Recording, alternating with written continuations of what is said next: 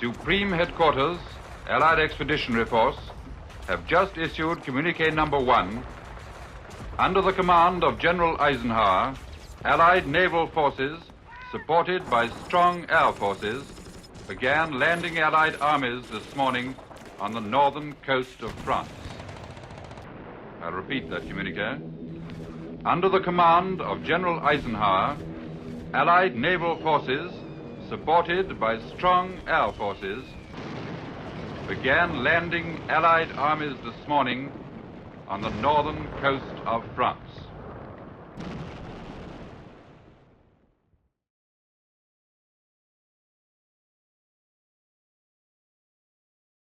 I was born in Glendale, Arizona, 1923.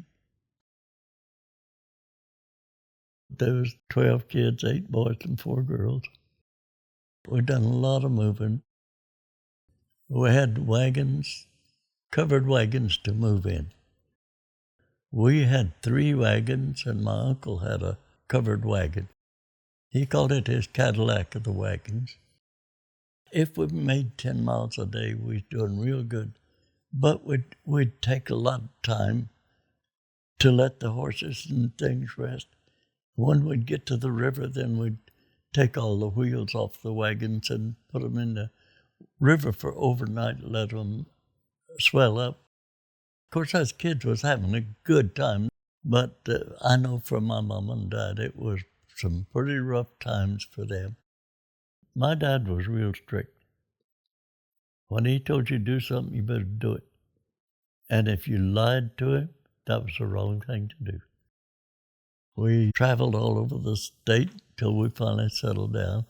And then in 1935, we sold out all of our horses, our wagons, all of our cows. My oldest brother took an old baby Overland car, cut the body off of it, and made a 1-ton truck out of it. We loaded that stuff up. We looked like the grapes of wrath coming to California. Well, we come on up to Bakersfield, and that roundabout was there. We went up and we stopped just out of McFarland and worked 2 or 3 days. We went up into southern Oregon. We pulled back down into a little place called Wonders. And my dad could have bought property then for 75 cents an acre, timber, all of it. And he wouldn't do it. He's ready to come back to Arizona. We got back there in the latter part of 37. Then in 1938, there was 3 of us took pneumonia. We was in this hospital, and an old fella gave me a pair of boot shoes. And he said, "But you might as well take them because I'll never leave the hospital." Well, the next day my dad come in, and I knew he was sick. I asked him how he felt, and he said, "I don't feel good, son." That's the last words I ever heard him say. 38, he passed away. I'd quit school and went to work, helped Mom make a living.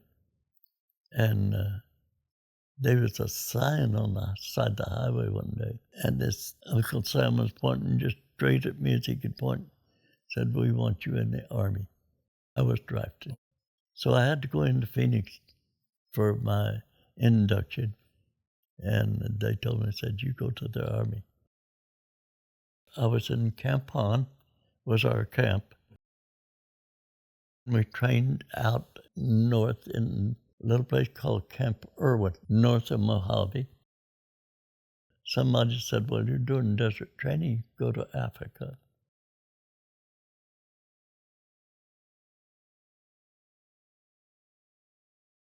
We got a new battalion commander, a young guy, 26 years old, lieutenant colonel. And he said, this ain't going to work. Says it's too slow. So he put us in half tracks. And this way, when we had the half tracks, if we had to pull off and shoot, we could just pull off the top and start shooting. Otherwise, with them Wolford 40s, you'd have to stop, take it loose from the truck, turn it whichever way you want to take it, and then set it up. And he said, that takes up too much time. Strafer could have y'all killed before you get set up. But with the half track, it had a full field of fire all the way around. It had 4 machine guns in the back end of it.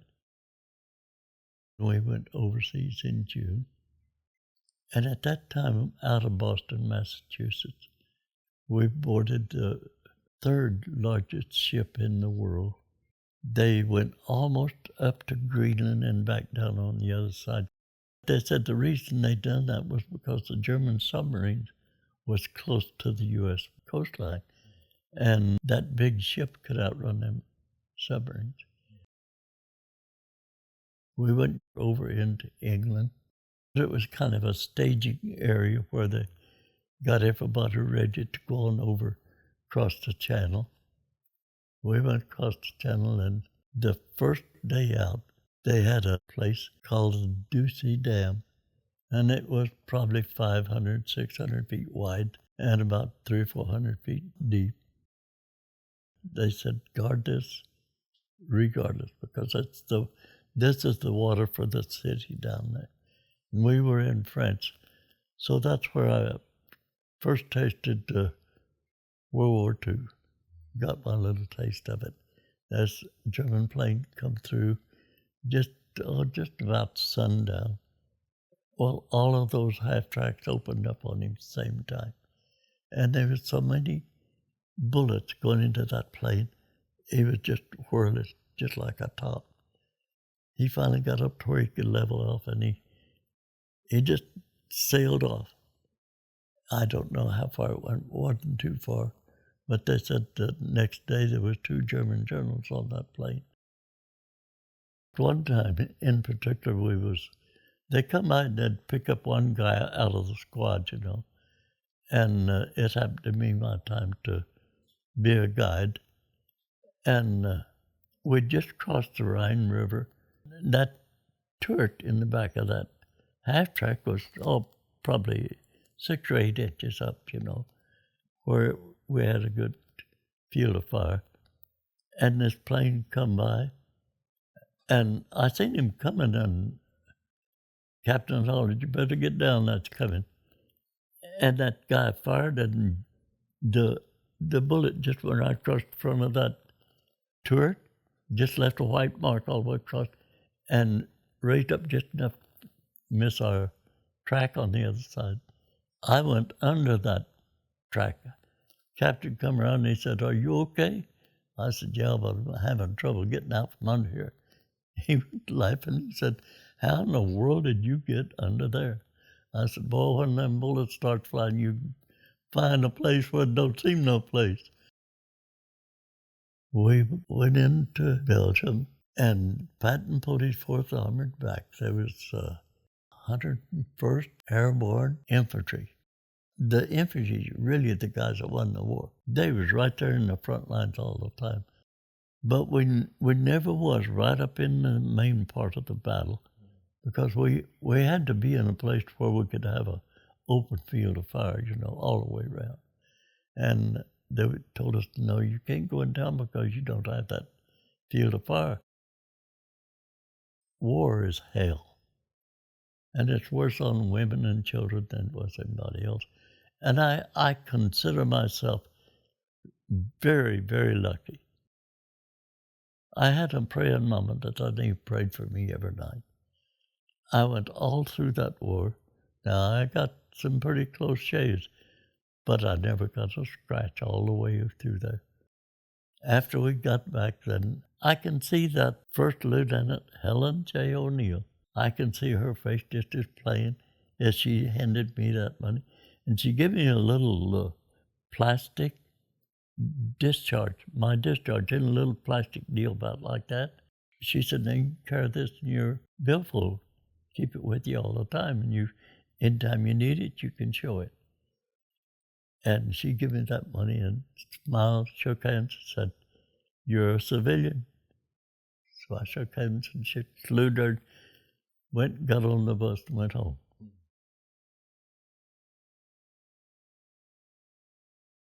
We flew out of L.A.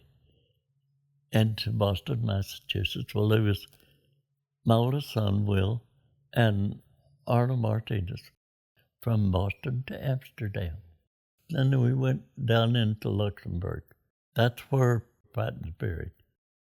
We kind of reminisce about what happened 80 years ago, and it's so different. The small little villages, them little places where they only had maybe a dozen houses and a store, now has high-rises. They're big cities. Everything has changed so much. I've had a good life, you know. I can't complain. My wife and I was together for 70 years, 3 boys and 2 girls. I told one guy I got the best family in the world. Had 5 good kids. I've got grandkids. Sometimes I wonder why the Lord left me here as long as He has. And I don't know where we're headed. I was in hopes it wouldn't be a World War III, but it could be that. I just really don't know what to think about it.